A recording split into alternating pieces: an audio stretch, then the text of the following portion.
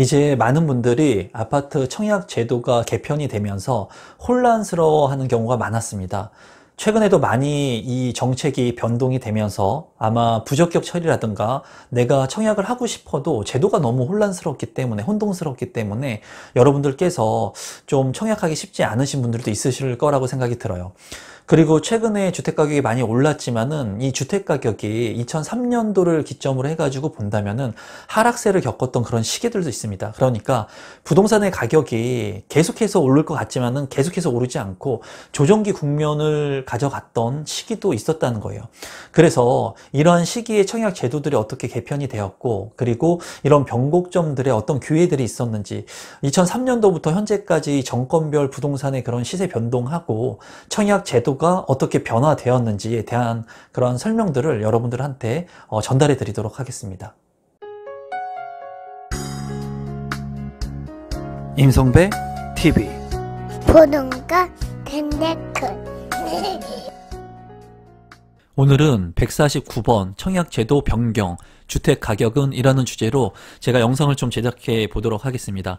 청약제도가 시행이 되면서 이제 청약제도가 많이 변경이 되었고, 이제 정권에 따라서 규제와 완화에 대한 그런 정책들이 변경되면서, 조정되면서, 그러면서 많은 변곡점들이 있었습니다. 그 변곡점에 따라서 주택 가격도 하락과 상승을 반복했는데요.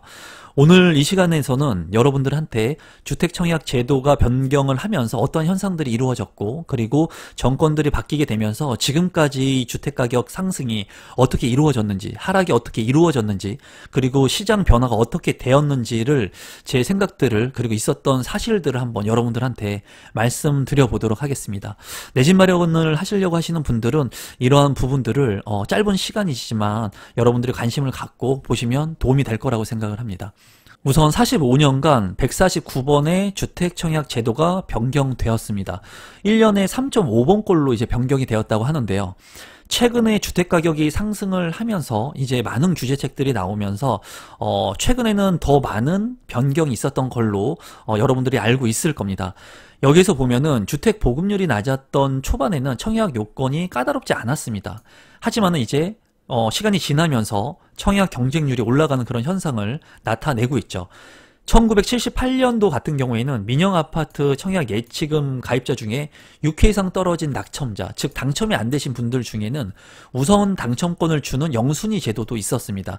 그래서 이 청약 제도라고 하는 것이 항상 규제만 했다, 완화만 했다 하는 것이 아니라 이렇게 규제와 완화를 반복했다는 것을 여러분들이 좀 참고하시면 좋겠고, 마지막 부분이 그런 내용들이 있습니다. 2000년도에 들어와서도 같은 이유로 규제를 강화와 완화를 되풀이했었다. 그래서 지금 현 시장은 주택의 그런 가격이 상승을 하면서 부동산의 청약 규제를 하고 있는 그런 상황이지만은, 제가 항상 말씀드리다시피 규제를 완화하는 시점은 반드시 오게 돼 있습니다. 역사가 증명을 하듯이 규제와 완화, 부동산의 가격 상승과 조정은 반드시 교차되게 되어 있습니다. 그러면 정권들이 변화하게 되면서, 그리고 시장 상황이 변화하게 되면서, 그리고 시간이 지나게 되면서 어떻게 이러한 변곡점들이 일어났는지, 주택의 가격들이 어떻게 변화됐는지에 대한 부분들을 한번 살펴보도록 하겠습니다. 지금 보시는 자료는 정권별 서울 아파트의 시세 변동 현황입니다. 이 자료 같은 경우에는 경실련에서 제공한 자료이고요. 차트가 잘 되어 있어서 제가 가져와 봤습니다. 여기에서 보면은 2003년도부터 2020년 까지의 이제 그래프를 나타내고 있습니다. 여러분들한테 제가 첨언을 하자면 2003년도에 제가 부동산 시장에 진입을 했습니다. 14회 공인중개사 자격증을 2003년도에 따고 제가 그 12월 달에 이제 취업을 해가지고 강남에서 이제 상가 컨설팅부터 시작해가지고 부동산 업무, 뭐 중개, 경매, MPL, 뭐 채권, 뭐 시행, 이런 사업들을 했던 시기가 2003년도부터 현재까지입니다. 그래서 제가 모두 다 부동산을 담고 있었던 그 시기이고, 이때의 그 정권에 있어서 상황들을 좀 말씀을 드리자면, 노무현 정권, 노무현 대통령이 있었던 시절에는 2003년부터 2008년이었습니다. 이때 당시에 이 그래프 서울 아파트 25평 가격을 보면은 3억 1천만 원이었던 것이 5억 7천까지 큰 폭으로 상승을 하는 것을 볼 수가 있습니다. 그래서 이때 2003년부터 2008년도까지는 주택의 가격, 부동산의 가격이 상승을 하는 대세 상승 장이라고 얘기를 할 만큼 주택 가격이 큰 폭으로 오름세를 보였어요. 그리고 이때 당시에 제가 했었던 일은 이제 2003년도에는 상가 컨설팅 일을 했고 그 후에는 중개라든가 경매 컨설팅 일을 했었는데 이때 당시에는 그 1997년도 IMF 이후에 명예퇴직을 하셨던 분들, 그런 분들이 2001년, 2002년, 2003년도에 이제 프랜차이즈 사업을 하려고 하시는 분들이 많았습니다. 그래서 이 2003년도에는 여러분들이 아시는 많은 프랜차이즈, 뭐 제과점이라든가 또는 뭐 죽 프랜차이즈라든가 아니면 빵집이라든가 김밥집이라든가 이런 체인점들이 그 기하급수적으로 창업을 했던 시기가 이 시기예요. 2003년도 이후의 시기. 그리고 이때 당시에는 유동성이 풍부했기 때문에 주택 가격이 큰 폭으로 올랐습니다. 그러면서 이제 평당 가격이 여기에서 보면은 1249만 원에서 2281만 원까지 오르는 것을 볼 수가 있습니다. 그래서 이 당시에는 주택 가격이 큰 폭으로 오름세를 보였던 그런 시기이고, 그리고 2008년부터 2013년도에는 이명박 대통령이 정권을 잡았던 시기입니다. 저는 이러한 부동산의 가격 변동률, 정권별 변동률을 보면서 이 정권이 잘했다, 이 정권이 나쁘다를 얘기하는 건 아니에요. 저는 정치적 색깔을 아예 뭐 여러분들한테 얘기하고 싶은 생각도 없고, 우리 가족들하고 뭐 술을 먹거나 밥을 먹어도 정치에 대한 제 색깔 얘기하지 않습니다. 그런 부분들이 옳고 그름을 내가 판단해서 내가 올바른 투표권을 행사하면 되는 거예요. 그래서 그런 부분을 얘기하는 게 아니라는 것을 여러분들한테 말씀을 드리고, 현재 팩트만을 가지고 그냥 제가 차트를 보고 말씀을 드리는 겁니다.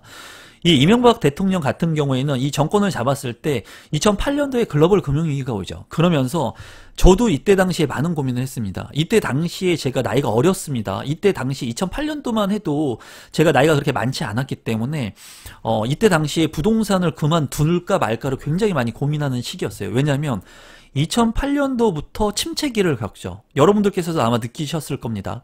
2008년부터 2012년도까지가 바닥시장이라고 볼 수가 있어요. 박스권을 형성하면서, 이 차트에서도 박스권을 형성하면서 있었던 시기가, 그 바닥권을 형성했던 시기가 이명박 대통령의 그 시기였습니다. 그래서 이때 당시에 미분양 물량들이 굉장히 많았어요. 그리고 이때 당시 미분양 물량들을 일선의 투자자들 같은 경우에는 이제 매입을 했습니다. 뭐 지역은 제가 어디라고 말씀 안 드리겠습니다. 여러분들은 아마 다 아실 만한 그런 지역들에 지금은 핵심적인 지역이 됐지만 그런 모든 지역들이 미분양 물량들이 넘쳐났었습니다. 이때 당시에 많았어요. 그래서 이때 당시에는 주택 가격이 하향 안정화가 됐던 그런 시기입니다. 그래서 부동산 가격이, 제가 여러분들한테 말씀을 드리죠. 부동산은 큰 틀에서 우상향을 하지만 조정을 받는 국면이 있다. 그 조정이 큰 폭으로 확 떨어지는 것이 아니라 이렇게 5억 7천짜리 아파트가 5억 3천까지 조정기를 겪는다는 거예요. 이 조정기가 왔을 때 많은 분들이 이 주택을 매입했느냐? 매입하지 못했다는 거예요. 왜? 더 떨어질 거라는 불안감 때문에. 그런 불안감 때문에 많은 분들이 이 주택을 매입하지 못했습니다. 그때 당시에 시장은 어땠냐면은 2008년도부터 2011년도, 12년도에 주택을 산다고 하는 생각을 가진 사람들은 산다고 얘기를 했을 때 많은 사람들은 그런 사람들을 바보 취급했어요, 정말. 뭐 지금 이런 상황에서 주택을 산다고? 집을 산다고? 미쳤어? 집값 더 떨어질 건데? 그런 시기였다는 거죠. 그래서 이런 조정 국면이 있었고, 박근혜 대통령 때 2013년부터 2017년 이 정권 때는 이제 5억 3천에서 6억 6천까지 이제 약간 이때 당시에는 이제 그 대출에 대한 규제 완화라든가 주택을 사는 것을 격려했었죠. 내 집 마련하셔라 하는 그런 스탠스를 취했었습니다. 그래서 이때 당시에 주택을 구입했던 분들이 그래도 어느 정도 있습니다. 왜냐하면 바닥을 찍고 약간 올라가는 이 시점에 바닥을 확인하고 그 주택을 구입하시는 분들이 있지만은 많지 않다는 거예요. 이때 당시에도 많은 사람들이 주택 가격이 더 하락한다는 그러한 무게중심이 실렸었습니다. 하지만 결과론적으로 이 당시에 주택 안정화의 가격을 취했었고, 그리고 나서 2017년부터 2020년, 2021년 최근까지 문재인 대통령이 집권을 하면서 이제 주택 가격이 큰 폭으로 올랐습니다. 사실적인 부분이죠. 6억 6천만 원이었던 25평의 그 평균 가격이 11억 9천만 원까지 올랐습니다. 그러면 2003년도에 3억 1천만 원 했던 가격, 단순히 그냥 가격만 본다면 11억 9천만 원까지 올랐다는 거예요, 지금 현재. 큰 폭으로 뭐 거의 4배 가까이가 올랐습니다. 그런데 이 노동자의 연급여 같은 경우에는 2배 정도도 되지 않게 올랐어요. 보면은 내 월급은 많이 오르지 않았다는 거예요. 자산의 가치들은 큰 폭으로 상승을 했지만 인플레이션에 의해서, 하지만은 이 노동자의 급여는 별로 오른 게 없다. 그래서 많은 사람들이 지금 벼락거지라는 얘기도 많이 나오고, 그리고 지금 이러한 정권의 그 흐름, 변동에 의해서 주택가격이 이게 우연일지 아닐지 모르겠습니다. 정권에 대한 얘기를 안 하는데, 이 조정기에 있었던 이 박스권에 있었던 이 이명박 대통령과 박근혜 대통령이 있었던 이 시기에 주택 가격이 안정화가 있었는데, 그 외의 시기에는 주택 가격이 오름세를 보이고 있다는 거예요. 이게 차트상으로 봤을 때는 우연인지 아닌지 모르겠는데 결론적으로는 지금 현재의 가격 상승력은 굉장히 큰 폭으로 올랐다는 거예요. 2배 가까이 올랐으니까. 이때 당시에 제가 지우고 좀 말씀을 드리면, 그래서 주택 가격만 본다면 노무현 정권 때에 큰 폭으로 상승을 했고, 그리고 문재인 정권 때도 큰 폭으로 상승한 것을 볼 수가 있어요. 지금 이제 추후에 정권이 어떻게 되느냐에 따라서 변동성도 있을 것 같고, 그리고 많은 변동성이 있습니다. 지금 현재. 그러면 이렇게 정권이 바뀌게 되면서 청약에 대한 그러한 제도들이 어떻게 변동이 됐는지 한번 살펴보도록 하겠습니다. 지금 보시면은 주택청약 제도의 변천 과정인데요. 이거를 뭐 제가 다 말씀드리진 않을 거예요. 그냥 팩트적인 부분을 말씀드리면 1997년도부터 이러한 변천 과정이 있는데, 중요한 것은 이제 2016년도부터 2017년, 2018년, 2019년 쭉 매년마다 많은 그런 규제책들이 늘어나고 있다는 거예요. 2017년도부터 정권을 변동이 되면서 주택 가격이 많이 올랐고, 그리고 이러한 제도들이 계속 규제책들이 나오고 있습니다. 여기에서 제가 이제 궁금한 것은 그거예요. 가격이 올라서 이러한 청약 제도의 규제를 가하느냐, 아니면 반대로 청약 제도의 규제를 가하니까는 주택 가격이 오르느냐.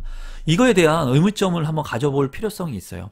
많은 전문가들은 지금 조정대상 지역이라든가 이런 규제들을 많이 하다 보니까 이런 풍선 효과에 따른 악영향이 일어나고 있다. 그래서 시장 경제에 따라서 이 청약 제도라든가 부동산 시장을 그냥 시장 경제 상황에 맞게, 시장 논리에 맞게 놔둘 필요성이 있다라고 얘기를 많이 합니다. 그리고 저 역시도 그런 부분에 동감을 해요, 일부.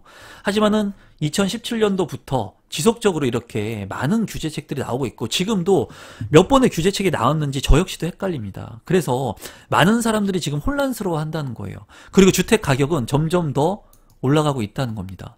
그래서 내 집 마련을 하기에는 점점 더 어려워지고 있어요. 왜냐하면 청약 제도가 이렇게 어려워지다 보니까 많은 사람들이 청약 제도를 공부함에 어려움이 있고, 두 번째는 대출 규제에 대한 어려움이 있고, 세 번째는 당첨이 되지 않고 이러한 규제로 인해서 주택가격이 많이 큰 폭으로 오르다 보니까 사람들이 굉장히 불안해한다는 겁니다. 그래서 지금 현재 2020년도에는 이 사전 청약제, 3기 신도시 지금 말이 많아요. 이 부분에 대해서도 제가 할 말이 많은데 이건 번외로 하고, 3기 신도시의 일부 물량들, 그리고 공공 물량들, 그리고 사전 청약 제도 시행을 통해서 이제 공급 물량을 확대하려고 합니다. 이제 2021년부터.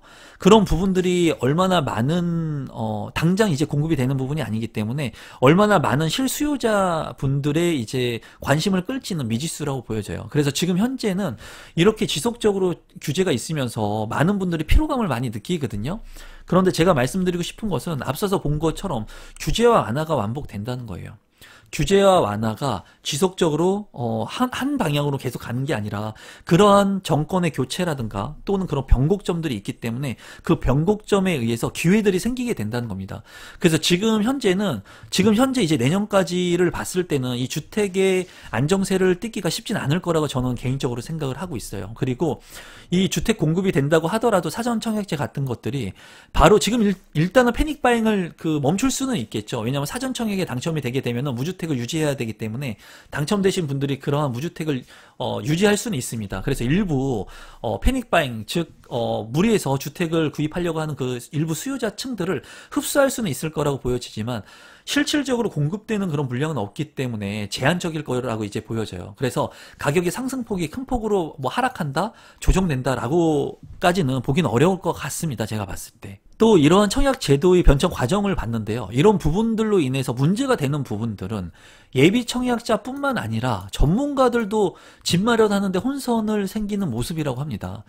저 역시도 부동산을 20년 동안 현장에서 하고 있는데 부동산 관련된 사업들을 하고 경험들을 가지고 있는데도 불구하고 여러분들이 봤을 때 제가 청약에 대해서 모든 걸 다 알고 있을 거라고 생각하시지만 저도 모르는 부분들이 많아요. 헷갈리는 부분들이 많다는 거예요. 그 이유는 뭐냐면 내가 알고 있었던 지식들이 계속 변화된다는 거죠.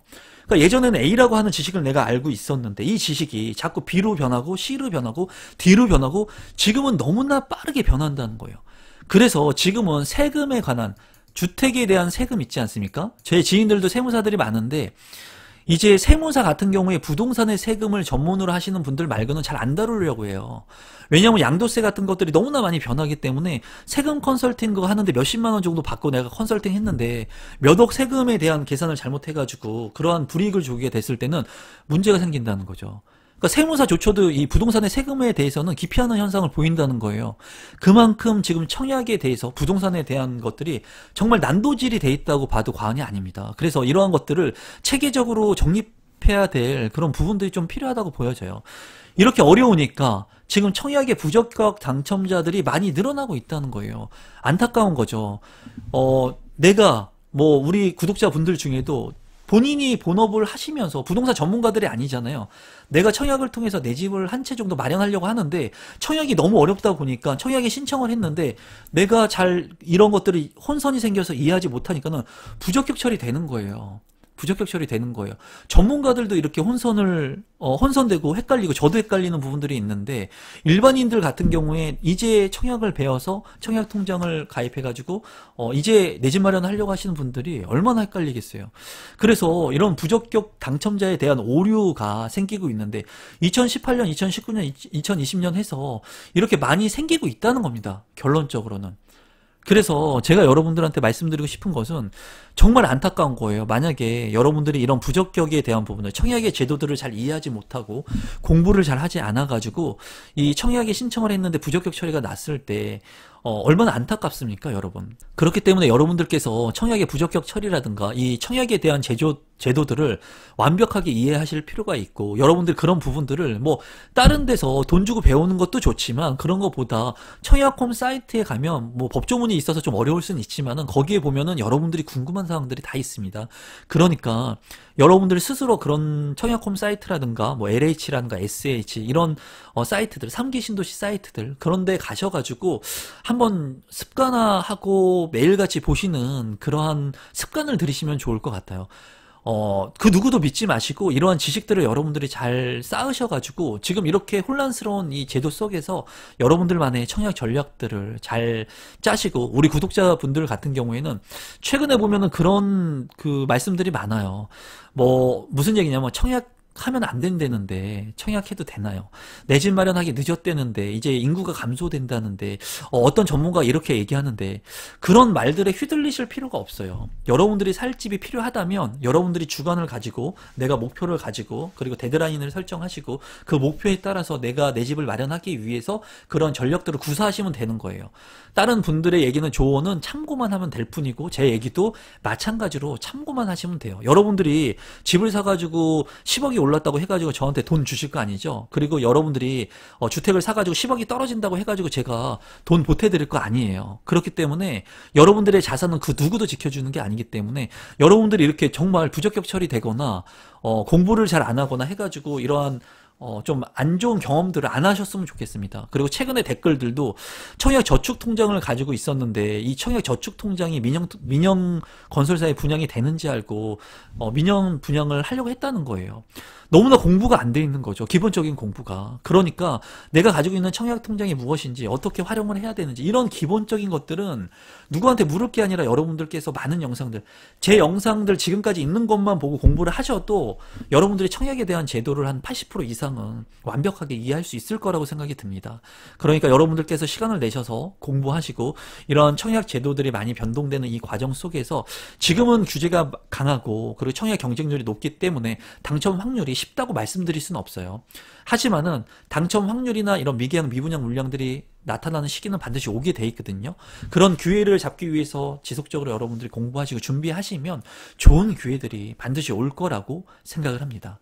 그럼 오늘도 마지막까지 제 영상을 시청해 주셔서 진심으로 감사드리고 마지막으로 제 영상이 처음이신데 조금이라도 도움이 되신 분들이 있다면 구독 버튼, 좋아요 버튼, 그리고 알람 신청까지 해주시면 제가 영상을 만드는데 아주 큰 도움이 됩니다. 그럼 오늘 영상은 이것으로 마무리 짓도록 하겠습니다. 감사합니다, 여러분.